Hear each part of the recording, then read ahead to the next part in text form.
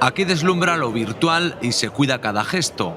El de estos dos turolenses es distinto y lo que manejan es el premio que acaban de recibir en el Mobile, el congreso más prestigioso de tecnología. Han desarrollado una especie de red social humanitaria, una aplicación para reunir a los que cumplen los objetivos del milenio. A la vez es también su trabajo de fin de grado. Me lanzó la propuesta y así surge Acción por los ODS. No imaginábamos que iba a llegar hasta aquí a día de hoy. En su mapa ya han registrado unas 60 acciones de una decena de países. Ofrecen inspiración y reparten ejemplo. Aquí pintan tanto las acciones individuales como las de un país completo.